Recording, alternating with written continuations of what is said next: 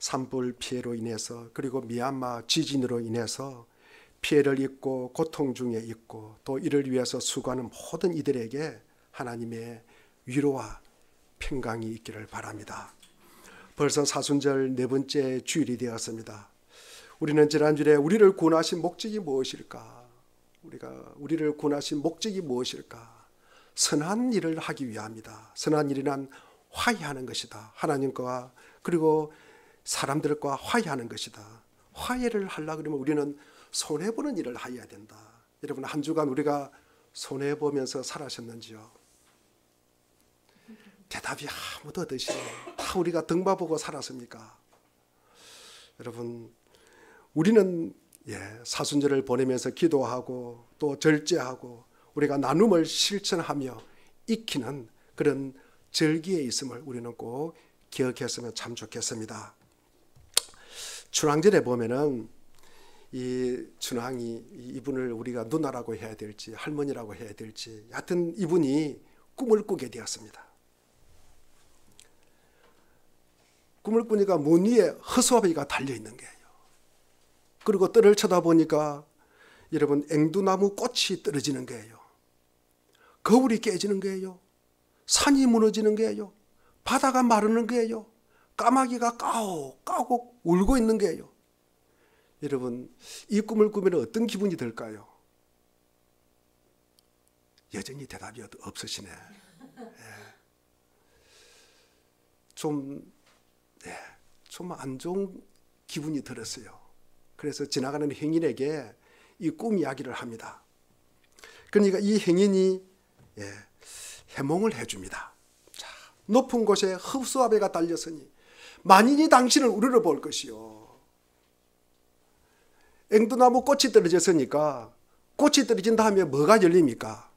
열매가 열릴 것이요. 앉아 당신에게 열매가 열릴 것이 차례가 되었다. 거울이 깨지니까 굉장히 큰 소리가 날 것이다. 그리고 산이 무너졌으니까 지금까지 남은 삶이 평지가 될 것이라는 말씀이에요. 까마귀가 까옥 울었으니까 여러분 이제 감옥에서 벗어나서 신랑이 예비한 아름다운 집 가옥에서 살게 될 것이다 라고 말해줍니다. 꿈보다 해몽이 좋다는 말이 있습니다.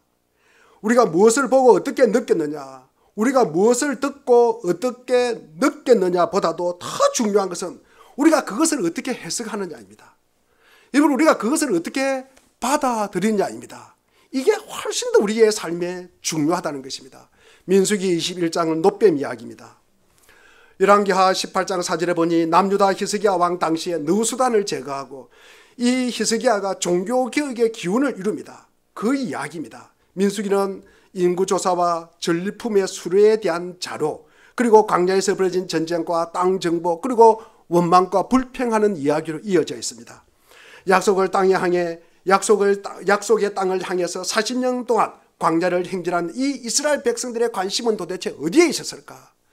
그들은 여러분 늘 그들의 관심이 먹고 마시는 문제에 있었다는 거죠. 이 먹고 마시는 문제가 좀 부족하고 결핍하면 원망하고 불평하고, 그러다 보니까 지도자인 모세를 원망하고, 그러다 모세를 원망하다 보니까 하나님을 원망하게 되는 거죠. 그러면서 이 백성들이 행진을 합니다. 또한 불평과 원망으로 가득한 이스라엘 백성들이 이 백성들을 하나님께서 용서해 주시고 그리고 끝까지 사랑하셔서 가나안으로 인도하시는 하나님의 구원의 역사를 드러내는 책이 민수기입니다. 이스라엘은 출애굽 이후에 기나긴 광야 생활에 벗어나서 약속의 땅 가나안에 거의 앉아 다다르게 이르렀습니다. 야곱의 형이 누굽니까?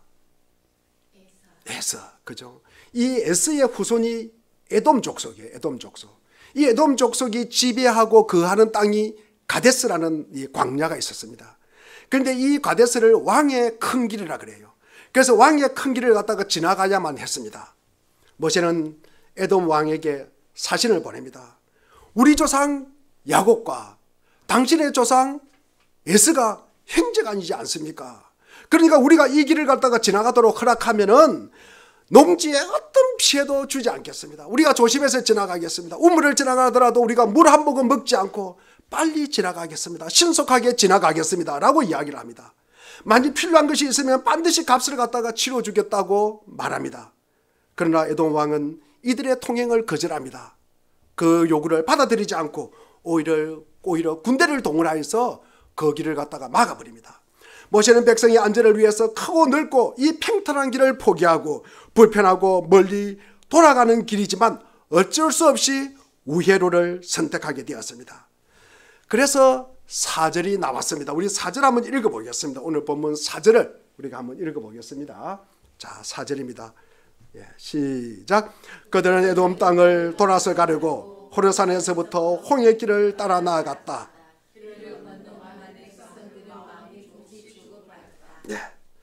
제가 아까 마음이 상했다고 읽으면서 표현을 했는데 우리 가지고 있는 개역 개정판에는 상했다고 되어 있습니다. 이게 세 번역이라는 우리가 이제 조급하다라고 표현이 되어 있는데 마음이 참 상하고 조급했던 것 같습니다. 우리 5절을 한번 읽어보겠습니다. 마음이 조급하니까 어떻게 되는지. 자, 5절입니다. 시작. 그래서 백성들은 하나님과 모세를 원망하였다.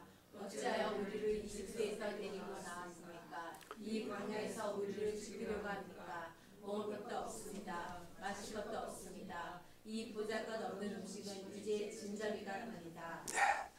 백성들은 애굽을 떠나서 지금까지 거의 40년 가까운 광야길에서 하나님이 베풀어 주신 수많은 은혜의 사건과 은총의 선물을 잊어버리게 됩니다.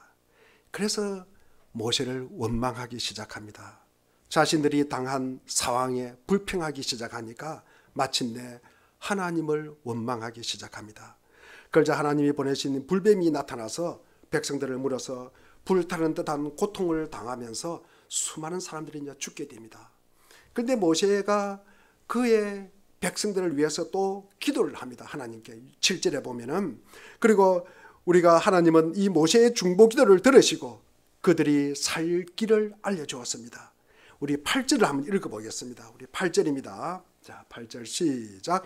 주님께서 모세에게 말씀하셨다. 너는 불뱀을 만들어 기둥 위에 달아놓아라. 물린 사람은 누구든지 그것을 보며 살 것이다.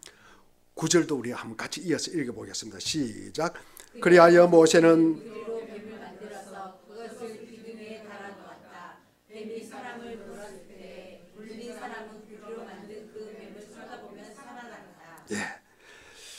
그것은 구리로 뱀의 모양을 만들어서 장대에 높이 매달아 고통을 당하는 사람들이 쳐다보라는 것입니다. 여러분, 모세는 즉시 백성에게 선포합니다. 그것을 보면 살리라. 그것을 보면 살리라. 이 아픔의 와중에도 그것을 보면 살 것이고 이 죽음에 다가오는 내게 가까이 오는 이 와중에도 그것을 보면 살 것이다. 주님을 바라보면 살 것이다 라고 말씀을 합니다. 그래서 오늘 제목을 삼았습니다.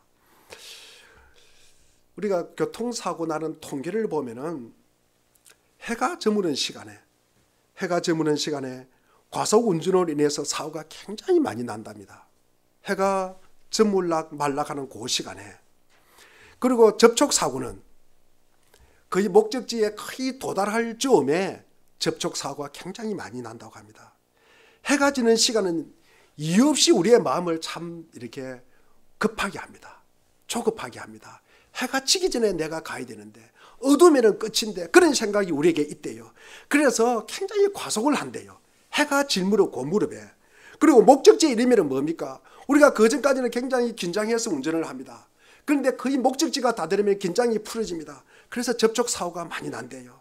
여러분, 이스라엘 백성들이 38년의 긴 세월을 하나님이 인도하시는 여정으로 행진을 하였습니다. 그런 기둥과 불기둥을 바라보면서 모세를 통해서 들려주시는 하나님의 명령대로 여기까지 왔습니다. 아니, 얼마 남지 않는 여정이잖아요. 그러면 우리가 지난 세월을 기억하면서 가면 되잖아요. 그러나 30년을 찾아왔는데 거의 40년 가까이 찾아왔는데 이게 못 기다리는 거예요. 얼마 남은 시간을 못 기다리는 거예요. 여러분, 우리도 마찬가지입니다. 우리도 10년을 기다렸어요. 1년을 기다렸어요. 그런데 단 하루를 기다리는 게 힘들고요. 가까이 다가오면은요, 1시간 기다리는 게 힘들고 1분을 기다리는 게 그렇게 힘든 거예요. 그걸 못 참는 거예요. 그걸 못 참기 때문에 사달이 나는 것입니다. 여러분, 우리가 할 말은 많겠죠. 할 말이 얼마나 많겠습니까? 여러분, 우리가 입을 가지고 있잖아요. 이유도 엄청나게 있을 것입니다. 그러나 우리가 크고 평탄하고 고속도로가 막혀가지고 불편한 일반 도로를 돌아가니까 마음이 상했다는 거죠. 마음이 상했다는 거죠. 우리가 이 상하다는 표현을 갖다가 카자흐라고 하는데, 이게 마음이 상하게 되면요, 이 백성들이 마음이 점점 조급해지는 거예요. 이게 마음이 상한다는 말은 우리의 생각이 짧아진다는 말이 있어요. 우리의 마음이 좁아진다는 말씀이 있어요. 우리가 뭡니까? 기다리지 못하는 거예요. 기다리지 못한다는 거예요. 그래서 우리를 갖다가 이게 싫어하게 되고 우리는 참지 못하게 된다는 말씀이에요. 이 마음이 상하면은요, 여러분, 만사가 싫어지는 거예요. 만사가 싫어지는 것입니다. 마음이 초조하게 되니까 원망과 불평이 쏟아집니다. 여러분, 꿀을 갖다가 섞어서 기름으로 만든 과자처럼 맛있는 만나도 더 이상 뭐라고 그랬어요? 진저리가 난다는 표현을 써요. 싫다는 말씀입니다. 여러분, 그러면서 불평을 해요. 여러분, 상황은 달라진 거 없습니다. 여러분, 하나님의 은혜도 있고요, 그리고 모세도 살아있고요, 이 모세의 지도력도 살아있습니다. 그런데 변함은, 이런 것은 변함이 없지만 길 때문에 마음이 상하니까 모든 것이 여러분 못마땅한 거예요. 여러분, 모든 것이 못마땅한 것입니다. 아마 우리도 그럴 경우가 있을 것입니다. 조그마한 일로 마음이 상했어요. 말 한마디에 기분이 상했어요. 여러분, 그 뒤에 우리가 어떻게 변합니까? 우리의 모습이 어떻습니까? 여러분, 마음이 좁고 생각이 짧으면요, 다 싫어지는 거예요. 여러분, 그게 사랑이 나올 수가 없어요. 용서가 됩니까? 안 됩니다. 여러분, 참을 수 있습니까? 참지를 못합니다. 문제는 나쁜 환경이나 남들의 잘못 때문이 아니라 상처있고 비뚤어진 병든 자신의 마음이잖아요. 자신의 마음을 갖다가 쳐다봐야 되잖아요, 여러분. 그런데 우리는 그러지 못해요. 마음이 상하고 생각이 짧아지면요, 남이 잘못했고요, 세상은 불공평하다 그러고요, 그것을 지적하면서 그것을 피해가는 것입니다. 그러면서 자신을 정당화시키고 자신은 합리화시켜 나가는 거예요. 여러분, 결국 남을 고치려고 하고, 그리고 세상을 고치려고 하는 거창한 목표보다는 병든 마음, 이 왜곡된 자신의 마음을 여러분 바라보는 것이 우리가 먼저라는 말씀입니다. 이스라엘 백성들은 자신이 원하는 좁은 길이 막히자 이 한 가지 사건에 왜곡됩니다. 여러분, 확대 해석하기 시작한다는 거죠. 문제의 씨앗의 불씨가 여러분 축소하고 꺼야 되잖아요. 요즘 경상북도 산불에 여러분, 그 불의 시초는 뭡니까? 그 불의 시초는 아주 자그마한 데서 여러분, 우리의 그냥 옷 하나 덮으면 꺼질 불이잖아요. 그런데 이게 어떻게 됐습니까? 확대되고 재상산이 돼가지고 여러분, 엄청난 피해와 30여 명의 사망이 죽는 그런 사고가 생겼잖아요. 여러분, 우리가 이게 안 된다 이게 확대 재생산하면요, 안 된다 여러분 한번 해보십시오. 안 된다 나 못한다 여러분, 나 나쁘다 미워 싫어 나 손해봤다 나 원통하다 억울하다 여러분, 우리가 입을 한번 되새겨 보십시오. 이게 여러분 복리로 계산됩니다. 복리로 계산됩니다. 이스라엘 백성들이 만나를 먹고 메추라기를 먹고 여러분, 반석에서 솟아나는 물을 마셨잖아요. 반석에서 솟아나는 이 물을 갖다가 마심에도 그것을 다 잊어버리고 먹는 것도 없고 마실 것도 없다고 여러분 불평하잖아요. 여러분, 노예 종살이 하던 이 애굽을 그리워하잖아요. 여러분, 자기들이 거기에서 가마솥에 앉아가지고 고기 부스러기 먹을 때는 그때를 그리워하고 있잖아요. 이 이스라엘 백성들이 여러분, 지금 죽을 것 같다고 하여튼 여러분 불평하고 부정적인 말을 쏟아내기 시작합니다. 우리가 하나님과 멀어지는 이 말씀 달력에 우리 민수기 14장을 얼마 전에 봤습니다. 민수기 14장도 보면은 가나안의 12명 정탐꾼들이 가잖아요. 그런데 10명이 부정적인 이야기를 하잖아요. 악평을 하잖아요. 현실은 아니에요. 지금 평가만 그래 한다는 거죠. 악평이 됩니다. 여러분, 이 부정적인 말과 악평에 대한 반응이 어떻습니까? 반응이 어때요? 여러분, 제가 지난주에도 이 반응이 우리의 실력이라고 말씀하였습니다. 여러분, 이스라엘 백성들의 실력은 민수기 14장 1절에 보니까 통곡합니다. 우리는 메뚜기가 돼, 메뚜기. 그러면서 우리는 죽었다는 거예요. 원망하면서 광야에서 죽었으면 좋겠다고 노래를 부릅니다. 광야에서 죽었으면 좋겠다. 애굽으로 돌아가자. 내가 우리가 노예로 살던 시절이 그립다고 이야기합니다. 그러면서 4절에 뭐라고 합니까? 그러면 딱 지도자 새로 세워가지고 돌아가자는 거예요. 죽을 것 같다는 불평을 쏟아내니까 그들이 말한 대로 그들을 갖다가 물어 죽일 독사가 나타난 거예요. 여러분, 독사에 물리는 사람에게는 여러분 불에 타는 듯한 고통이 오고 그들의 피부가 새카맣게 타서 죽는 거예요. 여러분, 독한 말을 내뱉고 절망적인 생각을 품은 사람들의 결과라는 말씀입니다. 누구에게나 생각나는 대로 말할 자유가 있어요. 여러분, 누구나 생각나는 대로 표현할 능력도 있습니다. 그러나 우리는 해야 할 말이 있고 여러분 하지 말아야 할 말이 있는 거예요. 여러분, 우리 생각대로 다 이야기합니까? 생각대로 다 표현합니까? 여러분, 부정적이고 비판적인 언어 여러분 버려야 할 이유가 여기에 있는 것입니다. 하나님은요, 우리 이사야 57장 19절에 보면은 입술의 열매를 창조하시는 분이라고 기록되어 있습니다. 이사야 57장 19절입니다. 기록했다가 꼭 찾아보시기를 바랍니다. 하나님은 입술의 열매를 창조하시는 분입니다. 그렇기 때문에 여러분, 우리가 말하고 여러분 우리가 생각하는 것이 현실이 된다는 말씀이잖아요. 그래서 우리가 혀를 갖다가 조심하라고 또 얼마 전에도 말씀을 드렸습니다. 혀는 뭐라고요? 날카로운 칼이다. 날카로운 칼이다 라고 말씀을 드렸습니다. 새벽 예배 때.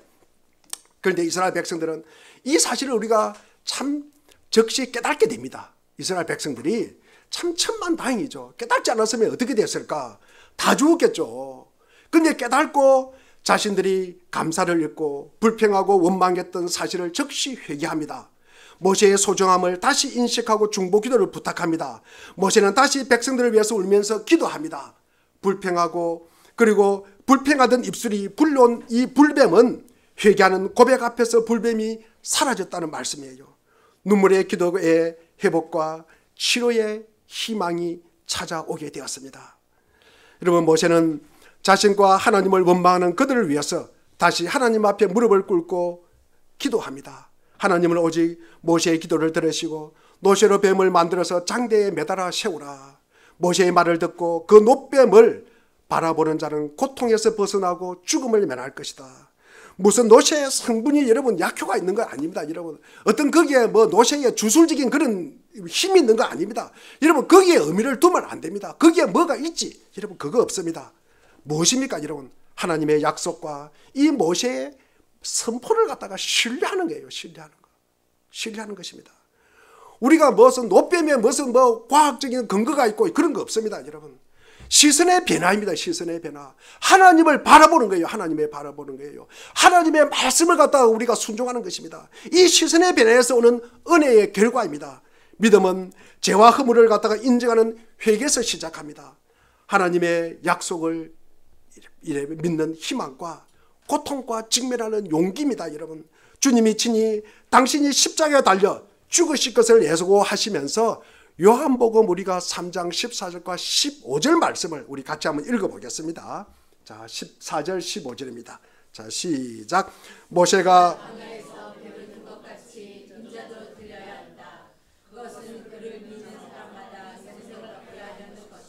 누구의 말씀입니까? 예수님의 말씀이에요. 예수님의 말씀입니다. 광야에서 이스라엘 백성들이 놋뱀을 쳐다보아서 낫게 된 것처럼 십자가에 달리신 예수님을 쳐다보는 것에 더하여 뭡니까? 믿게 된 사람에게는 영생을 얻게 하겠다. 이게 예수님의 말씀입니다. 그리고 그 남은 고난은 자신의 삶으로 채워가는 거예요. 여러분, 고난을 이겨내는 길은 하나님의 존재를 우리가 기억하는 거예요. 하나님의 존재를 우리가 알고 깨닫고 믿고 살아가는 것입니다. 이게 여러분 우리가 믿음의 길이에요. 믿음의 길입니다. 여러분, 이스라엘 백성들이 왜 원망을 할까요? 이스라엘 백성들이 왜 원망합니까? 여러분, 하나님의 존재를 여러분 기억하지 못하는 거예요. 하나님의 존재를 여러분 인식하지를 못하는 거예요. 여러분, 하나님이 계신다는 것을 여러분 생각하지 못하기 때문에 그렇습니다. 우리가 하나님의 존재는 하나님을 아는 지식이에요. 그리고 하나님을 우리가 기억하는 거예요. 하나님을 기억하는 거예요. 하나님의 말씀을 우리가 기억하는 것입니다. 자신의 모든 소유, 내 생각, 내 감정, 내 존재를 실어서 하나님은 존재하신다고 말하는 것, 이것이 인간이 할 수 있는 가장 큰 변화입니다. 우리가 천지개벽을 한다, 여기에서 나온 말입니다. 하나님이 존재하실진데 나를 포함하여 다른 모든 피조물은 그 하나님에게서부터 나오는 거예요. 그 하나님에게서부터 파생된다는 말씀입니다. 하나님이 존재하신다는 이 고백은 여러분, 이렇게 우리가 하나님이 존재하신다는 고백을 하면은 우리가 지적, 정서적, 그리고 우리가 감정적, 그리고 우리가 영적 이해도 모든 구분이 사라지는 거예요. 여러분, 하나님이 존재하신다는 그것으로 여러분 모든 것을 덮어버린다는 말씀이에요. 딱 한 가지 선포할 진리만 남는다는 거죠. 바로 하나님이 존재하신다, 이게 답이에요. 처음과 끝이 하나님이다, 그게 답이라는 말씀입니다. 여러분, 우리가 마음으로 그렇게 말하고 인식하고 믿고 우리가 그리고 느끼고 그리고 살면은 여러분, 우리의 삶이 이 땅에 내가 좀 오래 살고 좀 짧게 살고 내가 성공하고 실패하고 여러분 죽음과 삶도 마찬가지고 하늘과 땅 여러분 하나라고 고백할 수 있다는 거예요. 하나라고 고백할 수 있다는 것입니다. 여러분, 하나님은 내가 하나님이 존재하신다는 것을 여러분 어떻게 알 수 있을까요? 여러분, 내가 하나님이 존재한다는 걸 어떻게 알 수가 있을까? 여러분, 나 자신을 여러분 어떻게 경험하고 사느냐입니다. 어떻게 내가 경험하고 사느냐. 말씀이 조금 어렵지만도 헨리 나우헨의 어떤 그 표현을 갖다가 제가 빌려서 말씀을 조금 드리려고 합니다. 우리는 그런 요구가 있어요. 의식주의에 대한 요구가 있어요. 내가 좀 잘 먹고 잘 입고 잘 살고 큰 집에 살고 그런 걸 우리가 좋다는 우리가 욕구를 가지고 있습니다. 그런 인식을 가지고 있다는 거죠. 그런 인식을 가지고 있고 그것뿐만 아닙니다. 우리가 지적으로 내가 알고 있으면요, 내가 드러내고 싶어요. 그리고 신체적으로 내가 이게 반응을 하고 싶어요. 예. 신체적으로 내가 반응을 하고 싶어요. 그리고 또 예술적으로, 그리고 또 좋은 어떤 장면을 보면은 내가 거기에 뭐죠? 시도 그리고 노래도 부르고 싶고 내가 그 감정을 표현하고 싶어요. 표현하고 싶어요. 이런 인식을 가지고 있다고요. 그것뿐만 아닙니다. 좋은 것만 있는 것이 아니라 내 어떤 분노도 마찬가지고 내 정욕도 마찬가지고 내 어떤 복수심도 마찬가지, 내 원한, 내 어떤 불평, 때로는 남을 해치고자 하는 인식조차 이런 것 충동, 이런 충동도 여러분 다 가지고 있다는 것이에요. 다 가지고 있다는 말씀입니다. 그런데 내가 존재한다, 이런 모든 어떤 요구와 충동과 이런 인식을 그 바탕이 뭡니까? 내가 존재한다는 사실에 내가 중심을 두고 있으면은 내 마음에 그리고 내 자신을 드러내는 모든 요소가 뭡니까? 자신을 드러내는 거예요. 자신을 자랑하는 거예요. 여러분, 자신을 갖다가 여러분 각인시키고 자신을 부각시키는 거예요. 여러분, 자신을 드러내는 거예요. 어디를 보나 내가 존재한다는 이 의식하에 우리가 갇혀 있다는 말씀이에요. 갇혀 있다는 말씀이에요. 그러니까 우리가 의식주뿐만 아니라 거기에 대한 욕구, 그리고 지적, 신체적, 그리고 기술적인 어떤 충동, 뭐 감정에 대한 어떤 인식, 반응, 이 모든 것들이 뭡니까? 나를 갖다가 드러내는 데 쓴다는 거죠. 나를 갖다가 드러내는데, 나를 자랑하는 데 쓴다는 말씀이에요. 나를 자랑하는 데. 여러분, 그 바탕이 뭐라고요? 나라는 거죠. 나라는 거죠. 우리가 하나님을 드러내는 것도 뭡니까? 내가 바탕이 되어 있으면 나를 통해서 하나님을 갖다가 여러분 자랑한다는 말씀이에요. 결국 하나님이 존재하는 것도 나를 갖다가 자랑하고 나를 갖다가 드러내고 나를 높이는 도구로 하나님을 갖다가 사용한다는 말씀이에요. 사용한다는 말씀입니다. 자, 그러면은 여러분 한번 우리가 이 어떤 내가 누구를 갖다가 사랑한다, 내가 누구를 용서한다, 내가 누구를 섬긴다, 내가 누구를 갖다가 베풀었다, 이 모두는 뭡니까? 결국 누구를 드러내는 것입니까? 자기를 드러내는 거예요. 자기를 드러내는 거예요. 그러니까 우리가 뭐 사랑한다, 미워한다, 뭐 섬긴다, 이건 똑같은 거예요. 똑같은 거. 자기를 바탕으로 해서 드러내는 것도 똑같다는 말씀이에요. 여러분, 내 중심에서 하는 사랑, 용서, 섬김, 이게 똑같다는 말씀이에요. 우리가 이런 어떤 내 자신을 근거로 해서 자신을 갖다가 누구를 사랑한다, 다른 사람을 사랑한다, 그건 굉장히 이기적인 사랑이 되는 거예요. 여러분, 내가 다른 사람을 용서한다, 그것은 자기 자신을 갖다가 드러내는 거예요. 자기 자신을 자랑한다는 거예요. 누구를 섬긴다, 그것은 자기를 갖다가 결국 그를 도구로 삼아서 자기를 높인다는 말씀이에요. 그러나 우리가 하나님이 존재하신다라는 우리가 인식과 우리가 고백하에서 우리가 살아간다. 내가 하나님이 존재한다는 인식하에서 우리가 고백하고 살아가는 그 순간에 더는 내 존재가 중심일 수 없다는 것입니다. 여러분, 내가 있음으로써 하나님이 계십니까? 내가 있음으로써 하나님이 계십니까? 하나님이 계심으로 내가 있습니까? 하나님이 계심으로 내가 있다는 거죠. 여러분, 그러나 내가 내 존재에 근거를 두고 있는 사람은 내가 존재함으로 하나님이 계신다고 생각하는 거예요. 하나님이 계신다고 생각하는 것입니다. 여러분, 우리는 내가 존재함으로 하나님이 계시는 것이 아니라 하나님이 존재함으로 내가 계신다는 이 여러분 인식이 여러분이 살아가는 큰 파라다임의 변화라는 거죠. 큰 여러분 인식의 변화는, 천지가 개벽하는 변화라는 말씀이에요. 내가 여러분 기분 좋으면 하나님이 계시고, 내가 기분 나쁘면 여러분 하나님이 안 계십니까? 그렇지 않잖아요. 그죠? 다 인식하시죠? 여러분 대답은 안 하지 말도 아마 고개를 끄덕끄덕 하시는 거 보니까, 여러분 내가 존재함으로 하나님이 계시는 것이 아니라 내가 존재하지 않아도 하나님은 계셔요, 안 계셔요? 하나님은 계신다는 거죠. 여러분, 그러니까 내가 하나님의 존재를 결정할 수 있어요, 없어요? 내가 하나님이 계신다 그러면 하나님이 계시고, 내가 하나님이 안 계신다 그러면 하나님이 안 계시느냐고요. 대답을 해보세요. 우리가 그렇게 위대한 사람입니까? 하나님 없어 이러면 하나님이 안 계십니까? 아니요. 여러분, 그러니까 결국 내 삶의 주인이 누구라는 것입니까? 하나님 아버지. 하나님 아버지라는 거죠. 내 삶의 여러분 존재 근거가 누구라는 것입니까? 하나님이라는 거예요. 하나님. 내 삶의 근거, 내 존재 근거가 하나님이라는 사실이에요. 하나님이라는 사실. 여러분, 우리가 하나님을 알면은 내 존재도 철저히 그분에게서 기원된다는 거죠. 그분에게서 파생된다는 말씀입니다. 이것이 진정한 변화의 체험입니다. 여러분, 하나님이 존재함으로 말미암아 그분이 내 중심이 되는 거예요. 그분이 내 주인이 되는 거예요. 여러분, 그러면은 나는 그분으로 인하여 여러분 존재하는 것이잖아요. 이 고백이 있으면은 우리가 그분의 사랑이 나의 사랑이 되는 거예요, 여러분. 그분의 여러분 마음이 여러분 나의 마음이 되는 거예요. 그분의 마음이. 여러분, 그분의 목적이 나의 목적이 되는 거예요.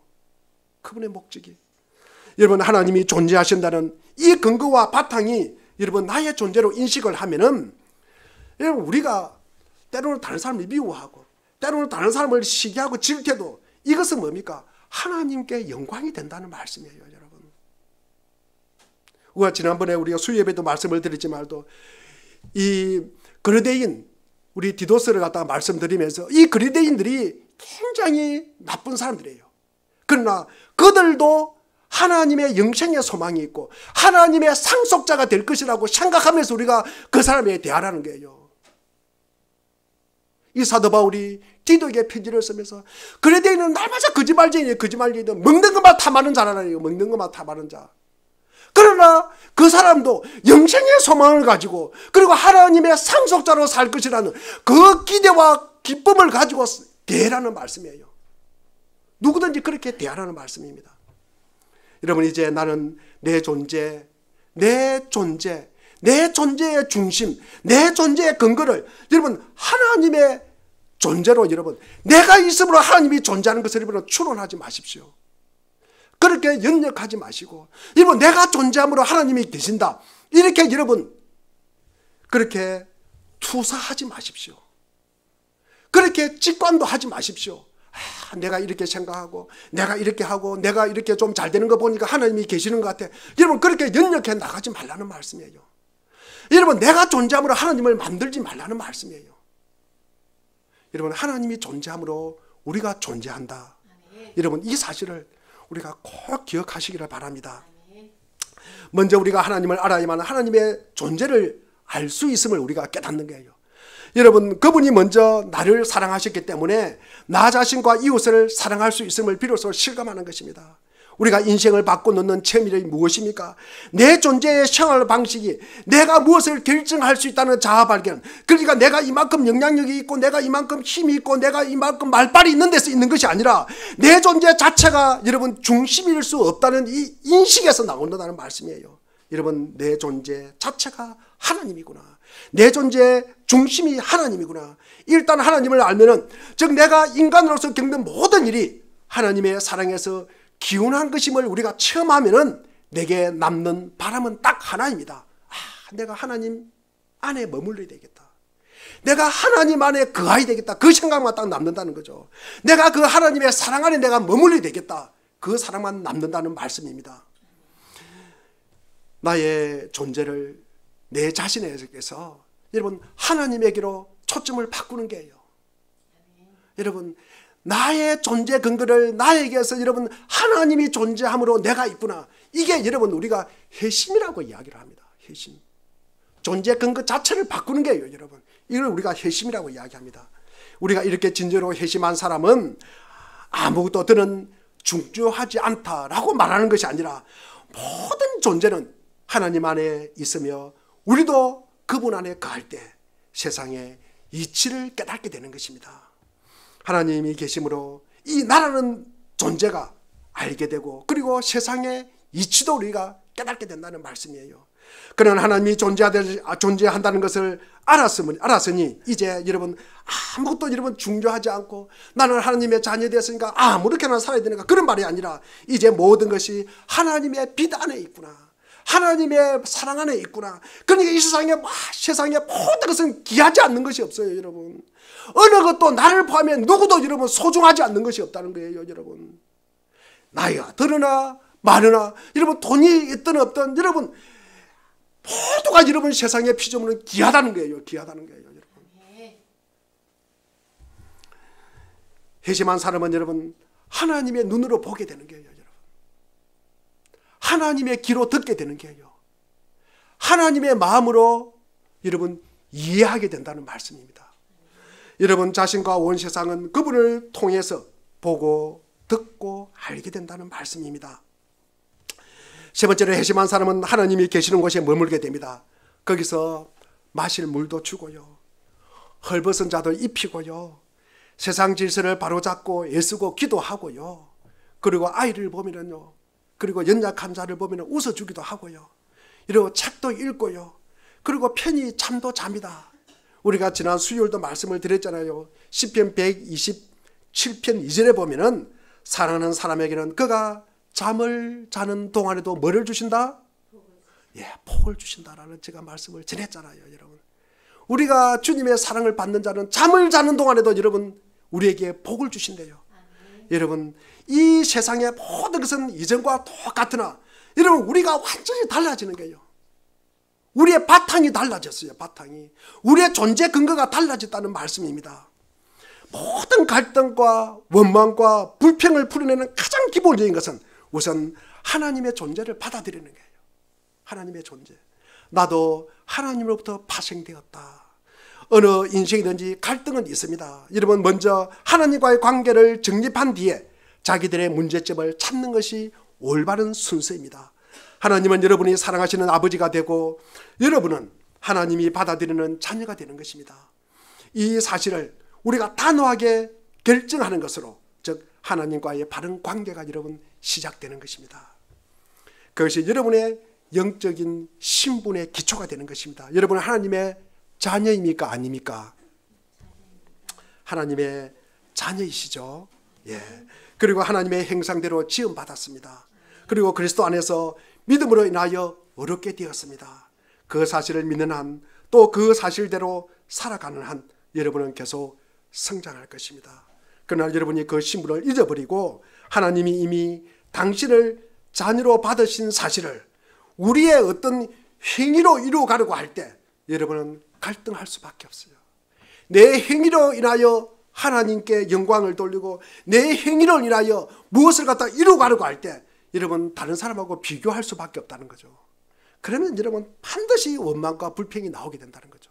원망과 불평이 나오게 된다는 겁니다. 여러분 우리는 하나님께 용납받기 위해서 하나님께 이해받기 위해서 우리가 하나님을 섬기는 거 아닙니다. 여러분 하나님이 우리를 갖다가 받아주셨기 때문에 우리가 그분을 섬기는 거예요. 오늘 그분 앞에 우리가 나와서 예배하는 것입니다. 이미 우리는 하나님의 사랑받는 자녀가 되었어요? 안 되었어요? 이미 되었어요.